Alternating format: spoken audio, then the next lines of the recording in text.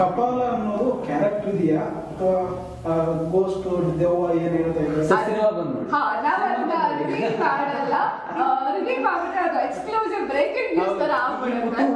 ನಿಮಗೆ ನೋಡಿದ ಹಾಗೆ ಟ್ರೈಲರ್ ನೋಡಿದವ್ರು ಎಲ್ರಿಗೂ ಅನ್ನಿಸ್ತದೆ ಕಪಾಲ ಅಂದ್ರೆ ಏನು, ಕಪಾಲ ಅದ್ರ ಬಗ್ಗೆ ಯಾವ ತರ ತೋರಿಸ್ತಾರೆ ಅಂತ. ಕಪಾಲ ಅಂದ್ರೆ ಸ್ಕಲ್, ನಮ್ ಡೈರೆಕ್ಟರ್ ಅದ್ರ ಬಗ್ಗೆ ಆಲ್ರೆಡಿ ಹೇಳಿರ್ತಾರೆ. ಬಟ್ ಕಪಾಲ ಇದಕ್ಕೆ ಹೇಗ್ ಸಂಬಂಧ ಕತೆಗೆ ಅಂತ ಹೇಳ್ಬಿಟ್ಟು ನೀವು ಸಿನಿಮಾ ಬಂದು ನೋಡ್ಬೇಕು ಖಂಡಿತ. 14ನೇ ತಾರೀಕು ಸಿನಿಮಾ ನೋಡಿದ್ಮೇಲೆ ಈ ಸಿನಿಮಾಗೆ ಕಪಾಲ ಅಂತ ಯಾಕೆ ಇಟ್ಟು ಅಂತ ನಿಮ್ಗೆ ಗೊತ್ತಾಗುತ್ತೆ. ಪೋಸ್ಟ್ ಅಲ್ಲಿ ನೀವು ಬೆಂಕಿ ಹಿಡ್ಕೊಂಡಿದ್ದೀರ, ನಿಮ್ಮ ಹಿಂದ್ಗಡೆ ಆ ಕ್ಯಾರೆಕ್ಟರ್ ಯಾರು? ಅದಕ್ಕೂ ಸಿನಿಮಾ ನೋಡ್ಬೇಕು ಸರ್. ಅದಂತೂ ಹೆಂಗ್ ಹೇಳ್ತೀನಿ ಅಂತ ಹೇಳಿದ್ರೆ ಸರ್, ಆ ಕ್ಯಾರೆಕ್ಟರ್ ಆಕ್ಚುಲಿ ನಾಳೆ ಬಂದು ಸಿನಿಮಾ ನೋಡ್ತೀನಿ ಅಂತ ಹೇಳ್ತಿದ್ದಾರೆ. ಅವ್ರದ್ದು ಪಾಪ ಮೊದಲೇ ಚೊಚ್ಚಲ ಸಿನಿಮಾ ಇದು. ಬೇಡಪ್ಪ ಬಂದ್ರೆ ನೀನ್ ಜನ ರಿವೀಲ್ ಆಗ್ಬಿಡ್ತೀಯ ಅಂತಿದ್ದಾರೆ.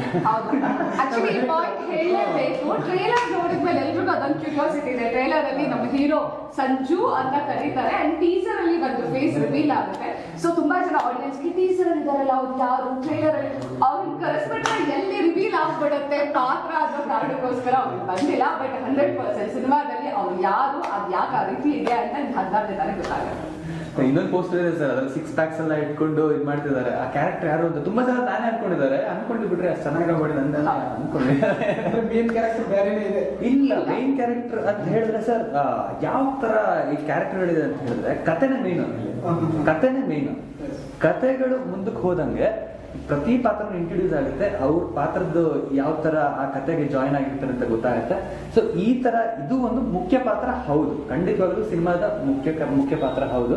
ಅದ್ರ ಪಾತ್ರದ ಹೆಚ್ಚಿನ ಮಾಹಿತಿ ನೀವು ಸ್ಕ್ರೀನ್ ಮೇಲೆ ನೋಡಿದಾಗ ನಿಮ್ಗೆ ಗೊತ್ತಾಗುತ್ತೆ. ಅಂದ್ರೆ ನಾನು ಆಗ್ಲೇ ಹೇಳಿದಾಗೆ 3 ಟೈಮ್ ಝೋನ್ ಅಲ್ಲಿ ಬರುವಂತಹ ಸಿನಿಮಾ ನಮ್ದು. ಸೊ ಹಾಗಾಗಿ ನೀವು 3 ಟೈಮ್ ಝೋನ್, ಈಗ ಪ್ರೆಸೆಂಟ್ ಸ್ಟೋರಿ ಆಗಿರ್ಬೋದು, 10 ವರ್ಷದ ಹಿಂದೆ, 70 ವರ್ಷದ ಹಿಂದೆ, 60-70 ವರ್ಷದ ಹಿಂದೆ ಅಂತ ಹೋದಾಗ ಆ ಕಾಲಘಟ್ಟದಲ್ಲಿ ಒಂದಷ್ಟು ಪಾತ್ರಗಳು ಬರುತ್ತೆ. ಸೊ ಹಾಗಾಗಿ ಎಲ್ಲಾ ಪ್ರಮುಖ ಪಾತ್ರ ನೀವು ಪೋಸ್ಟರ್ ಅಲ್ಲಿ ನೋಡಿದಾಗ ಅವರಾಗಿರ್ಬೋದು ಅಥವಾ ತಲೆ ಮುರುಡೆ ಆಗಿರ್ಬೋದು, ಪ್ರತಿಯೊಂದು ನಮ್ಮ ಸಿನಿಮಾದಲ್ಲಿ ಇಂಪಾರ್ಟೆಂಟ್. ಸೊ ಹಾಗಾಗಿ ಎಲ್ಲರೂ ಕೂಡ ಪ್ರಮುಖ ಪಾತ್ರಧಾರಿಗಳು ಅಂತಾನೆ ಹೇಳ್ತಾರೆ.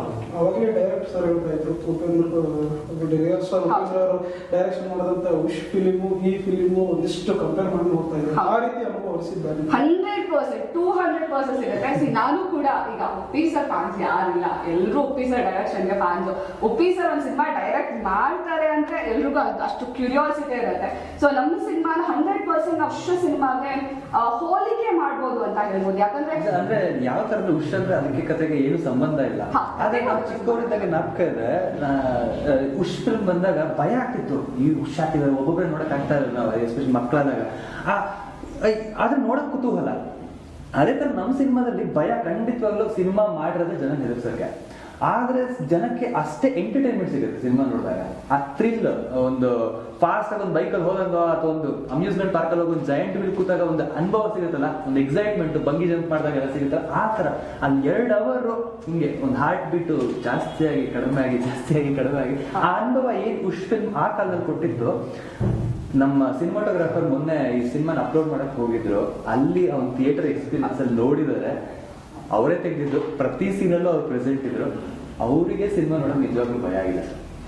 ಅಂದ್ರೆ ಉಷ್ ಸಿನಿಮಾಗೆ ಏನಕ್ಕೆ ಹೋಲಿಕೆ ಮಾಡ್ತಾರೆ ಅಂದ್ರೆ, ಉಷ್ ಸಿನಿಮಾ ಸಾಕಷ್ಟು ಸಿನಿಮಾಗಳು ಹಾರರ್ ಜಾನರ್ ಅಲ್ಲಿ ಬಂದಿರುವಂತದ್ದಿದೆ. ಬಟ್ ಆ ಸಿನಿಮಾ ಆ ಕಾಲಘಟ್ಟದಲ್ಲಿ ಆಲ್ಮೋಸ್ಟ್ ಬಂದು 19 ವರ್ಷ ಆಗಿದೆ.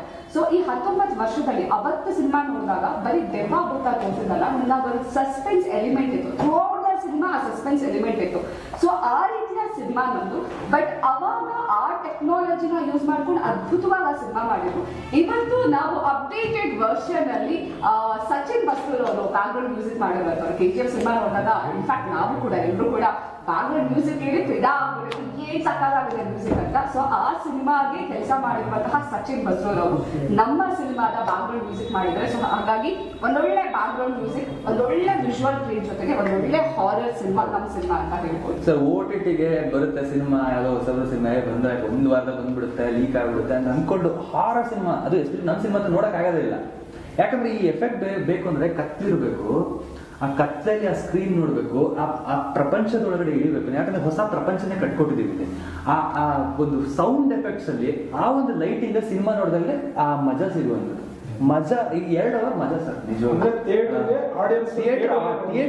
ಥಿಯೇಟರ್ಗೋಸ್ಕರ ಮಾಡಿದ ಸಿನಿಮಾ ಇದು. ಯಾಕಂದ್ರೆ ಈಗ ಲಾಕ್ಡೌನ್ ಟೈಮಲ್ಲಿ ಹೌದು ಇವತ್ತಿಗೆ OTT ಜನರಿಗೂ ಮತ್ತೆ ಒಂದು ಸಿನಿಮಾ ಇಂಡಸ್ಟ್ರಿಗೆ ಇರುವಂತ ಬ್ರಿಡ್ಜ್ ಅಂತಾನೆ ಹೇಳ್ಬೋದು. ತುಂಬಾ ಜನ ಕಲಾವಿದರು ಈಗ ಅಷ್ಟೇ ಈಸಿಯಾಗಿ ಜನರಿಗೆ ರೀಚ್ ಆಗ್ತಿದ್ದಾರೆ, ಕನೆಕ್ಟ್ ಆಗ್ತಿದ್ದಾರೆ ಅಂದ್ರೆ OTT ಇಂದಾನೆ. ಬಟ್ ನಮ್ಮ ಸಿನಿಮಾ ಏನು ಥಿಯೇಟರ್ ಅಲ್ಲೇ ನೋಡಿ ಅಂತ ಹೇಳ್ತಾ ಇದೀವಿ. ಹೊಸಬ್ರ ಟೀಮ್ ಅಂತ ಬಂದಾಗ ಇವಾಗ ನಾವು ಥಿಯೇಟರ್ ರಿಲೀಸ್ ಮಾಡ್ತೀವಿ. ಹೊಸಬ್ರ ಟೀಮ್ಗೆ ಸಿನಿಮಾ ಮಾಡೋದು ಒಂದು ಚಾಲೆಂಜ್ ಆದ್ರೆ ಆ ಸಿನಿಮಾನ ತೆರೆ ಮೇಲೆ ತರೋದು ಮತ್ತೊಂದು ಚಾಲೆಂಜ್. ಆ ಚಾಲೆಂಜ್ ನ ತಗೊಂಡು ಸಿನಿಮಾ ಯಾಕೆ ರಿಲೀಸ್ ಮಾಡಿದ್ವಿ, ನಾವು OTT ಸೇಲ್ ಮಾಡ್ಬಿಡ್ಬೋದು, ಇದು ಬೇಡಪ್ಪ ಕಷ್ಟ ನೋಡ್ತಾರೆ ಜನ ಅಂತ. ಬಟ್ ಥಿಯೇಟರ್ ಯಾಕೆ ಬಿಡುಗಡೆ ಮಾಡಬೇಕು ಅಂತ ಇಷ್ಟಪಡ್ತಿದ್ವಿ ಅನ್ನೋ ಒಂದೇ ಕಾರಣ ಅಂದ್ರೆ ನಿಮ್ಗೆ ಆ ಬ್ಯಾಕ್ಗ್ರೌಂಡ್ ಮ್ಯೂಸಿಕ್. ಈವನ್ ನಾನು ಎಷ್ಟೋ ಸಿನಿಮಾಗಳು OTT ನೋಡಿ ಅಯ್ಯೋ ಇಷ್ಟು ಒಳ್ಳೆ ಸಿನಿಮಾ ನಾನು ಥಿಯೇಟರ್ ನೋಡ್ಲಿಲ್ವಲ್ಲ ಅಂತ. ಕೆಲವೊಂದನ್ನ ಎಲ್ಲಿ ನೋಡ್ಬೇಕು ಅಲ್ಲೇ ನೋಡ್ಬೇಕು. ಸೊ ಕೆಲವೊಂದು ಸಿನಿಮಾಗಳನ್ನ ನೀವು ಥಿಯೇಟರ್ ಅಲ್ಲೇ ನೋಡ್ಬೇಕು. ಇಲ್ಲಾಂದ್ರೆ ಮನೇಲಿ ಕೂತ್ಕೊಂಡು ಮೊಬೈಲ್ ಅಲ್ಲಿ ನೋಡಿದ್ರೆ ನಿಮ್ಗೆ ಆ ಮಜಾ ಸಿಗಲ್ಲ, ಆ ವಿಜುವಲ್ ಟ್ರೀಟ್ ನಿಮ್ಗೆ ಆ ಮಜಾ ಸಿಗಲ್ಲ. ಸೊ ಹಾಗಾಗಿ ನಮ್ಮ ಸಿನಿಮಾನ ನೀವು ಥಿಯೇಟರ್ ಅಲ್ಲಿ ನೋಡಿದ್ರೆ ಆ ಬ್ಯಾಕ್ಗ್ರೌಂಡ್ ಮ್ಯೂಸಿಕ್ ಆಗಿರ್ಬೋದು, ಕಥೆ ಆಗಿರ್ಬೋದು, ಆ ಸಸ್ಪೆನ್ಸ್ ಎಲಿಮೆಂಟ್ಸ್ ಆಗಿರ್ಬೋದು ನಿಮ್ಗೆ ಇಷ್ಟ ಆಗ್ಬೇಕು ಅಂದ್ರೆ ತಪ್ಪದೆ 16ನೇ ತಾರೀಕು ಥಿಯೇಟರ್ ಅಲ್ಲಿ ನಮ್ಮ ಸಿನಿಮಾ. ಓಕೆ ಸರ್, ಆಡಿಯನ್ಸ್ ಕೊನೆಯದಾಗಿ ನಿಮ್ಮ ಸರ್, ಈ ಸಿನಿಮಾಗೆ ನೀವೇನ್ ಕಾಸು ಕೊಟ್ಟು ಬರ್ತೀರಾ ಆ ಕಾಸಿಗೆ ಮೋಸ ಇಲ್ಲ. 2 ಅವರ್ ನಾವೊಂದು ಇದೇನಿದು ಸಿನಿಮಾ ಓವರ್ ಕಾನ್ಫಿಡೆನ್ಸ್ ತೋರಿಸ್ತಿದ್ದಾರೆ ಅಂತ ಅನ್ಸ್ಬೋದು ಕೆಲವು ಪಾಯಿಂಟ್ ಅಲ್ಲಿ. ಬಟ್ ನಿಜವಾಗ್ಲೂ ನಾವೆಲ್ಲ ಒಂದು ನಾಟಕದ ಥಿಯೇಟರ್ ಬ್ಯಾಕ್ ಗ್ರೌಂಡ್ ಇಂದ ಬಂದು ಈ ಸಿನಿಮಾನ ಮಾಡಿರುವಂಥದ್ದು. ಇದಕ್ಕೆ producer calls it as Har baby. ಈಗ ಅವ್ರಿಗೆ ಬೇರೆ ಕಡೆ ರಿಲೀಸ್ ಮಾಡಕ್ಕೆ ಒಂದು OTT ರಿಲೀಸ್ ಮಾಡಕ್ಕೆ ಒಳ್ಳೆ ಆಫರ್ಗಳು ಇದ್ರೂ ಕೂಡ ಯಾಕೆ ಥಿಯೇಟರ್ಗೆ ತರಬೇಕು ಅಂತ ಹೇಳ್ತಿದ್ದಾರೆ ಅಂದ್ರೆ ಅದಕ್ಕೆ ಮಲ್ಟಿಪಲ್ ರೀಸನ್ಸ್ ಇದೆ. ಒಂದು ಎಮೋಷನಲ್ ರೀಸನ್ ಕೂಡ ಇದೆ ಇದರ ಹಿಂದೆ. ಆದ್ರೆ ಜನ ಇದನ್ನ ನೋಡ್ಲಿ, ಏನ್ ತೆಗೆದಿದ್ದೀವಿ ನೋಡ್ಲಿ, ಜನ people have to experience this in theatre ಅಂತ ಹೇಳ್ಬಿಟ್ಟೆ. ಹಾಗಾಗಿ ಎಂಟರ್ಟೈನ್ಮೆಂಟ್ಗೋಸ್ಕರ ಖಂಡಿತ 16th ಸೆಪ್ಟೆಂಬರ್ ನಾವು ಬರ್ತಾ ಇದೀವಿ. ದಯವಿಟ್ಟು ಸಿನಿಮಾ ನೋಡಿ ಅಂತ ಆಡಿಯನ್ಸ್ ಕೇಳ್ತಾ ಇದ್ದೀವಿ.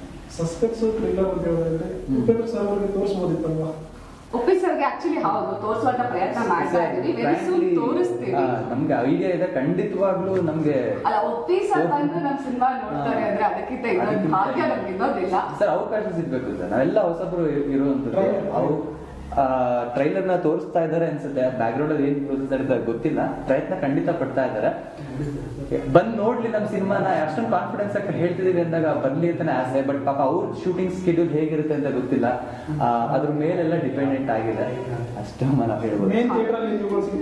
100% ಸಿಗ್ತೀವಿ, 200% ಸಿಗ್ತೀವಿ. ಅಂದ್ರೆ ನಮ್ಮ ಸಿನಿಮಾ ಈಗ ಹೆತ್ತೋರ್ಗೆ ಹೆಜ್ಞಾನ ಮುದ್ದು ಅಂದಂಗೆ ನಾವು ಮಾಡಿದ ಸಿನಿಮಾ ಆಬ್ವಿಯಸ್ಲಿ ನಮ್ಮ ಸಿನಿಮಾ ಚೆನ್ನಾಗಿದೆ ಬಂದ್ ನೋಡಿ ಅಂತ ಎಲ್ಲರೂ ಅದನ್ನೇ ಹೇಳೋದು. ಬಟ್ ನಾವು ಅದನ್ನೇ ಹೇಳ್ತೀವಿ ಅಂತಲ್ಲ.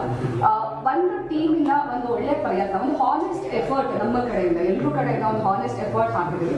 ಅಂಡ್ ಸಿನಿಮಾ ನೋಡಿದಾಗ ನಾವಾಗಲೇ ಹೇಳಿದಾಗ ನನ್ನ DOP ಪ್ರತಿಯೊಂದು ಶಾರ್ಟ್ ಕ್ಯಾಮ್ರಾ ವರ್ಕ್ ಮಾಡಿರೋರೇ ಅವರು. ಸೊ ನೆಕ್ಸ್ಟ್ ಏನಾಗುತ್ತೆ ಅಂತ ಗೊತ್ತಿರೋದು ಅವ್ರಿಗೇನೆ. ಬಟ್ ಸ್ಟಿಲ್ ಸಿನಿಮಾ ನೋಡಿ ಅವರೇ ಭಯ ಪಟ್ಟಿದ್ದಾರೆ. ಅಂದ್ರೆ ಕತೆ ಗೊತ್ತಿಲ್ಲದೆ ಆಡಿಯನ್ಸ್ ಒಂದು ಸಿನಿಮಾ ನೋಡ್ಬೇಕು ಅಂತ ಒಂದಷ್ಟು ಜನ ಅಂದ್ರೆ ಸಾಕಷ್ಟು ಜನ ಸಿನಿಮಾ ಅಭಿಮಾನಿಗಳಿದ್ದೀರಾ. ಸೊ ನಿಮ್ಗೆ ಒಂದೊಳ್ಳೆ ಸಿನಿಮಾ ನೋಡ್ಬೇಕು, ಒಂದೊಳ್ಳೆ ಸಿನಿಮಾ ಎಕ್ಸ್ಪೀರಿಯನ್ಸ್ ಆಗ್ಬೇಕು.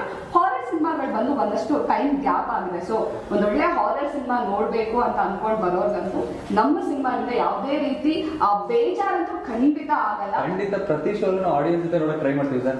ಸ್ಕ್ರೀನ್ ಮೇಲೆ ನೋಡ್ತಾ ಇರ್ತಾರೆ, ಅಲ್ಲಿ ಪಕ್ಕದಲ್ಲಿ ನಾವು ಕೂತ್ಕೊಂಡು ನಮ್ಮನ್ನ ನೋಡಿ ಅವ್ರು ಕಿರ್ಚ್ಲಿ ಅಂತಾನೆ ಕಾಯ್ತಾರೆ. ನಮಗೂ ಎಕ್ಸೈಟ್ಮೆಂಟ್ ಇದೆ, ನಮ್ಮನ್ನ ತೆರೆ ಮೇಲೆ ನೋಡ್ಕೊಳ್ಳೋದಕ್ಕೆ ನಮಗೂ ಆಡಿಯನ್ಸ್ ಆಗಿ ನೋಡ್ಬೇಕು ಅಂತ ಒಂದು ಆಸೆ ಇದೆ. ಇನ್ನೊಂದು ಆಡಿಯನ್ಸ್ ಮಧ್ಯೆ ಕೂತ್ಕೊಂಡು ಅವ್ರು ಯಾವ ತರ ಭಯ ಬಿಡ್ತಾರೆ, ನಾವು ತೋರಿಸಿರೋ ಎಮೋಷನ್ಸ್ ಅವ್ರ ಮೈಂಡ್ ಅಲ್ಲಿ ಅವ್ರ ಫೇಸ್ ಕಾಣಿಸ್ತಿದೆ. ಸೊ ಅವ್ರ ಸಿನಿಮಾನ ಸೆಲೆಬ್ರೇಟ್ ಮಾಡೋದನ್ನೆಲ್ಲ ನೋಡೋ ಎಕ್ಸೈಟ್ಮೆಂಟ್ ಅಂತ 100% ನಮಗೂ ಇದೆ. ಹಾಗಾಗಿ 16ನೇ ತಾರೀಕು ಪಕ್ಕಾ ನಾವಂತೂ 100%.